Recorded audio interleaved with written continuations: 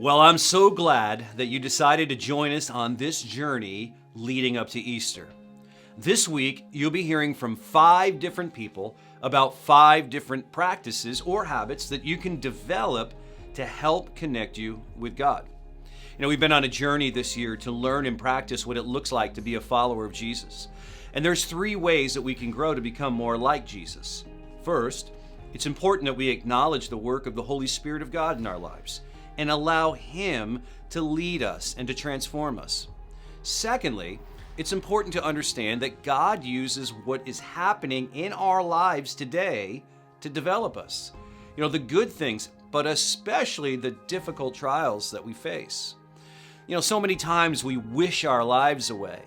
Oh, if only I could live here. If only this pressure wasn't happening in my life, then I could really follow Jesus. But God forms you right where you are. And then finally, what we're going to explore this week, there are habits and practices to employ that Jesus leveraged himself to connect with God the Father. So in other words, we want to make it our goal to arrange our lives around the things that Jesus practiced to connect with the Father. Now, some practices will include abstinence, where we don't do certain things. And then other practices you'll hear about this week are practices of engagement, where we do certain things. So before we dive into the practice for today, I want to say that I owe a debt of gratitude to the works of Dallas Willard, Richard Foster, and John Ortberg. Each one of these men have written extensively on what we're exploring and practicing together this week, and I would highly recommend you read any of their books if you want to grow in these practices. So, today's way to connect with God is called solitude.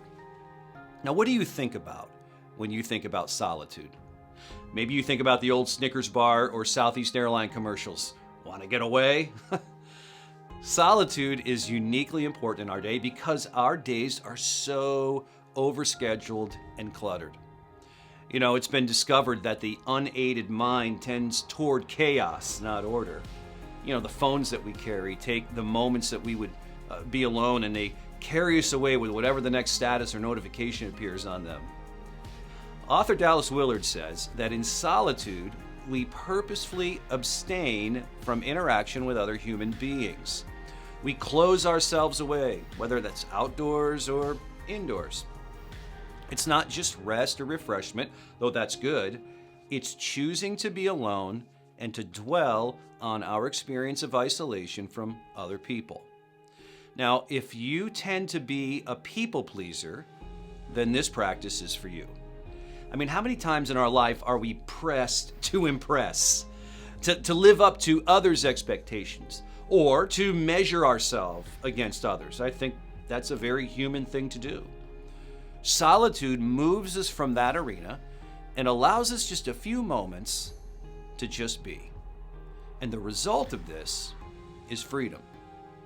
Now, Jesus, the first thing he does after being baptized is he goes and spends 40 days in the wilderness in solitude and even fasting. And this built his strength. It didn't make him weak. Solitude allows us to remember that you're not who everybody says you are. In fact, you are who God says you are. So it's an opportunity to experience love and joy, hope and peace through the Holy Spirit in your life. To not let this world squeeze you into its mold, but instead to just be and relax in God. So today, don't try to be heroic with this. Take times of mini solitude today. Maybe it's just a minute or 2 minutes here or there. You'll find your mind to wander, and it's not used to being in solitude, so this will happen. But just take this time to be with God in all of this. Practice doing nothing. Allow things to happen. Don't make things happen. Let go of things in your life and just observe. Observe maybe the presence of God in your life. Observe what you wouldn't normally hear or see. Observe what's going on in your mind and even in your body. Get away from that external scaffolding of life and just be alone with God. You know, in solitude, it's not what you do, it's what you don't do. So pray and listen. You know, thoughts will come to you. And I wonder if this is what the psalmist had in mind when he wrote in Psalm 1, "Oh, the joys of those who do not follow the advice of the wicked, or stand around with the sinners, or join in with the mockers. But they delight in the law of the Lord, meditating on it day and night. They are like trees planted along the riverbank, bearing fruit each season. Their leaves, they never wither, and they prosper in all they do."